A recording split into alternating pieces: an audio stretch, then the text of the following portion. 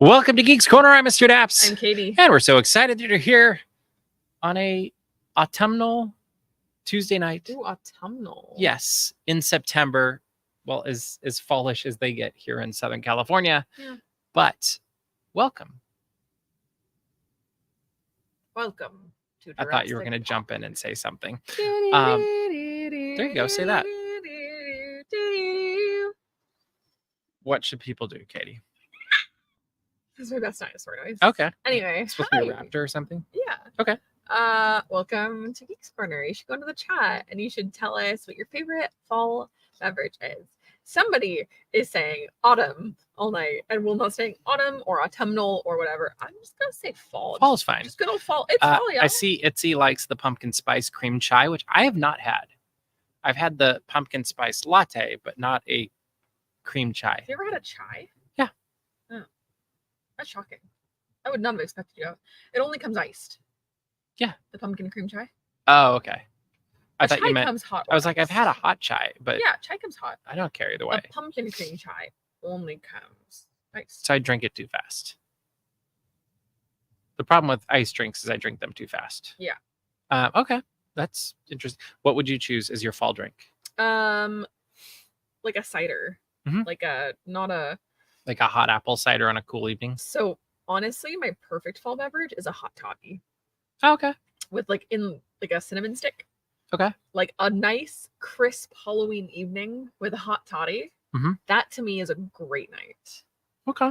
Or Mm-hmm. something in a similar sense, a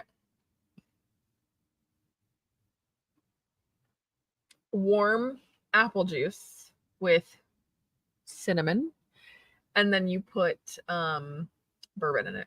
Oh, there you go. Kind of similar to a hot toddy. I would go that direction probably. Or I do enjoy what is it, Thanksgiving blend? Oh, The coffee. Like I like that a lot who too. doesn't love Thanksgiving blend? I would hope everybody loves Thanksgiving blend because it's just delicious. Thanksgiving blend is Thanksgiving blend is designed to be the coffee that you drink after your Thanksgiving dinner. So it's like everybody gathers around the table. They are sharing memories. They're sharing laughs, whatever. But you're on a full stomach. And it's just like a nice, cozy cup of coffee. That or a nice cup of tea. Ooh, like an that Earl would Grey. work. That would work. Yeah, an Earl Grey in the evening, that would work also. People at my job were very funny recently because we were talking about London fogs. And I was like, oh, I love a London fog. They're like, we've never seen you order one. I'm like, because it's been 100 degrees outside, you weirdos. That's a time I was like, thing. A London fog is like a fall or a winter beverage to me. Mm-hmm. Fair. All right. We're going to pivot on that for a few minutes because we made a weird order of the show tonight. But we're going to get into some Disney news first. And first off is the Monorail is back at the Disneyland Resort. It's going around and around and around. But that's not the big story with this. The big story is you can now again ride in the nose cone. Can't ride in the tail yet or in the back. I don't know what they call the back one. The tail cone. Okay. The tail cone's connected to the... Sure. But you can ride again in the nose cone. And have you done this first ever? At some point, yeah. Okay. And maybe more importantly, which monorail is your favorite? Probably blue. Okay. Do you think it makes a difference to ride the nose cone or not? I think it's pretty cool. I think it's a neat experience. I think it's one of those things that everybody should do at least once. Yeah, I don't think it needs to be a regular thing, though. No, because if you're doing it all the time, then somebody else can't do it. Mm-hmm. But I do think it's one of those, especially if it's a slow day and there's no big deal, try to get it done. You know, ask if you can go in the nose cone and be polite about it. And if you can, it's one of those really cool things because you can just see so much more because you've got basically 180 degrees that they're open to you to look around. And I think it's one of those uniquely Disneyland experiences that there's not that many places in the world where you can get that kind of a experience. But I'm glad it's back. Looking forward to going on it. Steven did a wonderful job of filming it for us on Friday, I think. And it's fantastic. Another new thing coming to Disneyland is there's going to be fireworks dining packages that will be available in Star Wars Galaxy's Edge, I believe in November, if I remember correctly, so that you can watch, what is it, Fire the Rising Moons is what they call it there, which changes with every fireworks show at Disneyland. What do you think of this, and where do you think it will end up going? I think it's going to end up on the patio. Yeah, me too. Of Docking Bay 7, Uh-huh. which is a bummer because that's a really great place for people to watch currently. And Mhm. I don't love that going away. But, you know, it is what it is. It's the natural place for it. I get it. The other thing is it's like... Unless they put it back by the speeders. Yeah. Like there's other places it could go that would be a little bit more considerate, but I don't know if it'd be worth the money then. It would not. I don't know. I don't think I love it, honestly. Okay. How come? I think that Galaxy's Edge, for it being the biggest land expansion in the history of the Disneyland Resort, doesn't feel like it has the most space in the entire world. At least for fireworks. Definitely during fireworks. And so I think that reserving viewing like this, I also feel a certain type of way about pay to play at the Disneyland Resort. And when something that used to be available to you for no charge, Fast Pass, becomes an exclusive thing or becomes harder to get in the terms of fireworks, it becomes a harder thing to obtain because it is now a hard ticketed or a party or what have you. It's like when Halloween Screams went into the Halloween party. Into the Halloween party only. Mhm. Like it kind of feels like a cheap shot, especially when it's something that used to be so accessible.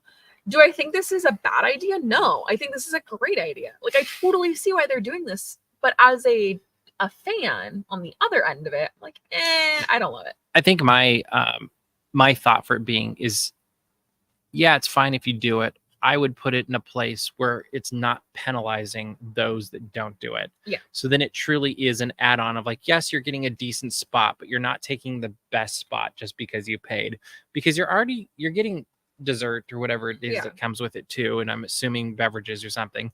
And I think there's a good way to kind of balance the two things where it's like, and that's actually where, you know, put them down on the ground in a certain area in front of the Millennium Falcon, or over, maybe it's a bigger area in the Thai Echelon area, or back by the garage.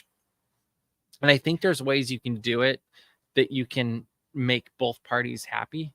And I guess I don't care for when it penalizes those that can't afford to spend more at Disneyland. Yeah. Because I think of like when I was a kid coming down, you would literally save up, you'd get to go, and that was your, like, we get one day to go to Disneyland, and that was it for several years. And we'd be in Southern California for maybe like a week, but you get your one day at Disneyland, and the rest you go to local parks or the beach or whatever was in the area. And I think for the people that can't just throw money at everything, you shouldn't penalize them, because they've probably worked incredibly hard as well. They've probably saved up to go to Disneyland, like a lot of people do. And they should have the opportunity, I think, to get the best spots with spending their time instead of their money. That's my thought. All right. As we mentioned before, Oktoberfest is upon us. And this last week, Clocky came on down from NorCal. Come on down. And well, we'll just show you the beginning of what we did together, and then we'll talk a bit about it.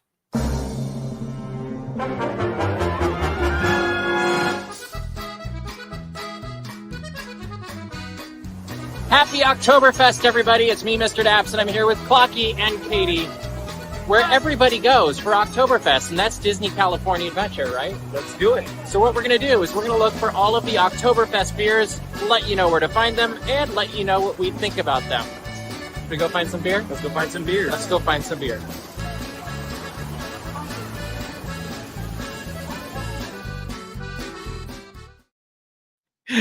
So I literally played this because I love that part where they walk away and they're like, because we don't plan these things. Like when we're filming a video, it's literally just a like, let's film and see what happens most of the time. Like Essentially. we know the big picture of like, these are the things we're going to hit, but we don't necessarily know how it's going to play out. And this was definitely one of those moments where it was like, we know this is going to be an intro video. Do we know what we're going to do in the end of it? No. And I was just going to keep rolling because I thought that was very amusing to see what they would do. Yeah, that's one of my favorite parts. Is just the wave and yeah, it was fantastic. So what we did is Oktoberfest isn't technically a October. Who knew? Well, it's not technically a celebration at the Disneyland Resort, but it turns out there are Oktoberfest beers found at both Disneyland, Disney California Adventure, and I presume elsewhere. And we decided to stick to the parks. This was Clocky's idea. And so we went on an adventure to check out all of the Oktoberfest beers. And we're not going to go into everything about this, but Katie, I think we can safely say nothing we tried was bad. No. Well, okay. I felt a certain type of way about the last one. Okay. I would not have drank that again. It was the only one I didn't finish. Well, let me ask my question. Okay. Because you just answered it, I think. What was your least favorite? What was it? Route 30? Route 30. Yeah, Route 30. Route 30. Yeah. From Hollywood Lounge. It was not a good flavor profile. It's bad. Like, I think back on it, and it's like I'm so sorry for what to say. The flavor profile of olive brine. Some people like that in their martinis. Sure. In a martini, great. But I definitely took a sip and then I went, ooh. Okay, well, there you go. My least favorite, because I'm not telling you the top 3, which is why you can go watch the video or read the article. Yes, Route 30 with more context was a better beer once we knew what we were getting into, but they did not have a description for it. Really? I think the Sierra Nevada was my bottom, the more I've thought about it, which was the very first one we tried. But check out that video. It's on our YouTube channel.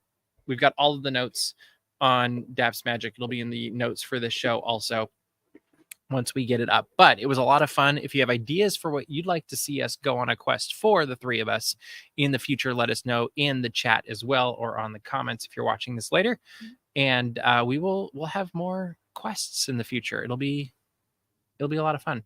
But yeah, I think it was a fun video. Yeah, I think we should do it again. We had a lot of fun doing it. Yes.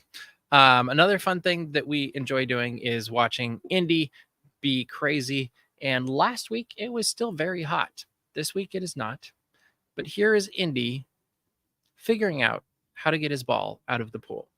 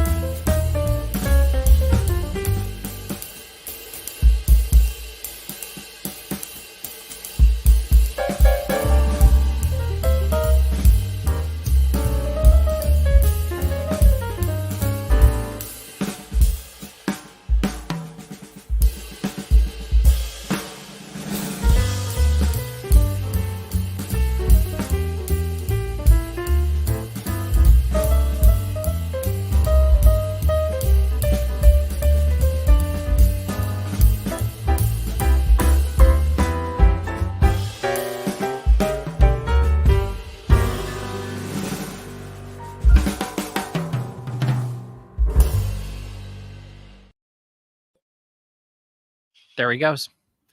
He's figured out fetch, and he's figured out how to get it out of the pool, which is very funny. And he's still deathly afraid of the big pool. That's actually one of my favorite moments in the video Mhm. is when you see him like holding because he thinks it might go into the pool. Well, so and right he, before that, he backs off. so he which gets is a little hilarious. scared and he waits until he knows it's safe. He's just such a dork. I also love the part where he jumped towards the camera and you can very much see what we call crazy eyes. That is true. And right now, if you could see behind us, he is staring at the big pool because his yellow ball is currently floating in it. And he's... That's not his yellow ball. Oh, it is. No. The one, oh, I thought that was his That is his yellow ball. So it's in the water and he's not super happy with that. But that's life. That's what happens. You know. Anyway, we are bringing back a new segment. Well, not a new segment. A segment that's not new, that we enjoy, that we hope you'll enjoy tonight. That's called...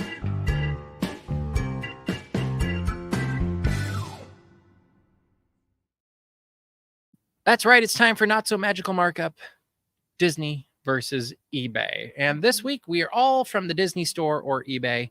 And what we're going to do is we're going to show you a product. Everybody's going to guess in the chat or here. What's the asterisk on the product? The price is on the product. What do you mean? That's Halloween themed? No, the product is currently available on the Disney store. Yes, it is. And you tell us how much you think it is on eBay. And I go by the first one I find on eBay. So we will see how this goes. But the first product that we have is the Mickey Mouse Light Up Jack-O-Lantern, the small one. It's only like 6 inches. It's a small one. It's a little one in the corner. And currently on Disney Store, it is $29.99, which... And he's guessing 300 as the markup. I think that's probably fair. We do go by Prices Right rules. 45. 45 for Katie. I see 300 from Itsy. We'll see if we get a couple more in here. Yeah. So this is a product that is currently available. Like you can go on to Disney Store. Grand Cal Stan says $100. You can go on to Disney Store and buy this. We could buy it right now. Right now. But somebody is selling it on eBay for a price. And okay, I got $79.99 from Clocky, $50 from Bailey. Any last minute guests? All right, 50 might be the last one. We are going over to see what the eBay. I hope you like how I set this up this time, by the way, guys. So the actual eBay price is $49.95. Was that me? What'd you say, 45? I said 45. I didn't go over. You said 45. Bailey said 50. 50. Yeah, I think you, Katie, you've got a point. I didn't cheat, guys. I don't put these things together. She's never seen any of these before. I literally haven't. And you can't see the prices in the notes here. No, I didn't. All right, so 1 point to Katie. Yay! That's very good. Everything's made up and the things don't matter. All right, next one. This is one I think is very cool, and a friend of mine just built it. Okay. It is the Lego Tim Burton's The Nightmare Before Christmas set. Oh. It currently on the Disney Store. It's actually on back order, but it's $199.99. Sure. So what do we think? $199.99 Lego Store on back order, which might impact the eBay price. $245. Okay, Katie's got $245. I'm sorry, I don't know what it is with the 45s. $350 from Grand Cal Stan. Thank you, Stan. Indiana is really close to getting his ball out of the pool, but he's got it to the very edge. $375 from Roger. $295 from Bailey. Itsy says 300. All right, this is going to be an interesting one. And Clocky says 275. I think that's the people that are active right now. The actual eBay price is $279. Who was closest on that one? $279. Clocky. Oh, Clocky with $275. Well done, sir. So point for Clocky, point for Katie. This is good. Yay! All right. The next one. This one's great. This one we saw at the media event a couple weeks ago. Okay. And that is the Mickey Mouse Halloween plush that matches the Mickey Mouse you see at Disneyland right now. Okay. More or less. It is $29.99 at the Disney Store or on DisneyStore.com. How much do you think this Mickey Mouse Halloween plush is going for? 39. 39. Yeah, $10 out. Even or 99? I'm gonna say 39 even. 39 even. 55 says Grand Cal Stan. Nice work, pal. We've got more guesses coming in, I think. Indiana, I think, was communicating through Morse code. 70 from Roger. 40 from Clocky. So just $10 more. Oh, well, $1 over Katie. So you just knocked her out of the game in many respects by Price is Right rolls. That's like when you bid $1. 75 from Bailey. That's if you bid $1 less than that. No, people will be like $1 because they think everybody's bid too high, and then they're safe. And, yes, that's bidding. All right. And the actual, did we get everybody? Oh, Itzy didn't guess yet. There we go. 85 from Itzy. And the actual eBay price is $54.99. So I believe, 5 cents, Grand Cal Stan. No, that's a cent. He was a cent over. It's Clocky. Oh, Clocky. There we go. Yeah. So that worked very well, Clocky. Stan, had you just said Well one played. penny less. 1 penny less. All right, the next one is kind of fun because you have this, I believe. This is the Mickey Mouse Jack-o'-lantern glow-in-the-dark baseball cap for adults. We should make that distinction. It's $29.99 as well. How much do you think it's going for on eBay? $34. 34. So if you think $5 more. Oh. 44. 44. Okay. I'm sorry. Sometimes I just start saying numbers. Grand Cal Stan says 49. Roger says 35. So he does think basically $5 more. I will say for the Mickey Mouse plush, it was very hard to actually find it on eBay. They had a bunch of other Mickey Mouse plushes, but not this one. 35, 35, 45. So we might have a tie here. And we will see how this goes. Did we get one from Clocky yet? $1. Well played, Clocky. That's how you play Price is Right. And the actual eBay price is, are you ready for this? No. You're going to get it. $45.38. $45.38. But you know what? I didn't get that. Bailey guessed $45. So we got a 3-way tie going. I shouldn't have said 44. What were you going to say? I was going to say 45. So then it would have been a tie, and that would have put you like at a 1.5 because you guys would have tied. That was really good. That was good. All right. So the last one, we'll see if anybody pulls ahead or if this is going to be just like a multi-way tie. This is cute. Okay. This is the Zero Magnetic Shoulder Light Up Plush from The Nightmare Before Christmas. I've seen this in the park. It's very cute. It's $21.99 on Disney Store. 38. You're gonna guess 38. Yep. Okay. Clocky gives a hat tip to Bailey for the last round. Very good. I do think that Zero kind of looks weird. I think the other picture is a little bit better because it's from the side. Where this way, it almost just looks like a dog with a. It looks like Zero has a pumpkin mouth. Yeah, instead of just on his nose. Yeah. 39 from Grand Cal Stan, $30 from Roger. Didn't I say 38? Stan, you are messy. So you just got knocked out again, probably. You are messy. The great part about this, Itzy says 38 also. Okay.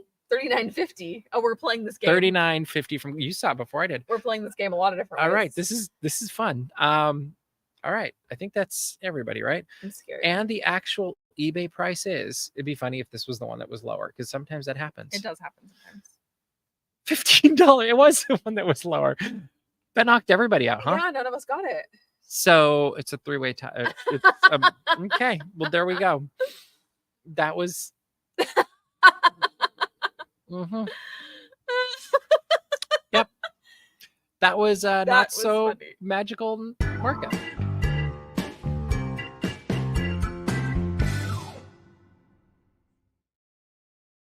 If you like that game, let us know in the comments, and maybe we'll bring it back again in coming weeks or months or whatever it is. What else is coming very soon? In fact, it's coming tomorrow, we think, right? We think. Is Agatha All Along, which we got a phenomenal preview, I thought. of Agatha All Along with the music number at D23 during the entertainment. Yes. Not everything great was from Horizons. I got to remember this. But in less than 24 hours, Agatha All Along, episode 1 and 2, will be on Disney Plus.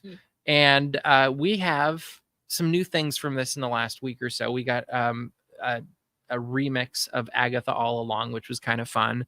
And we've got a new interview, I guess you could say, that's a magical look at Agatha All Along that had Catherine Hahn and Jack Schaefer talking about this. But they want to know what we think about this. What do you think about Agatha All Along coming in less than 24 hours?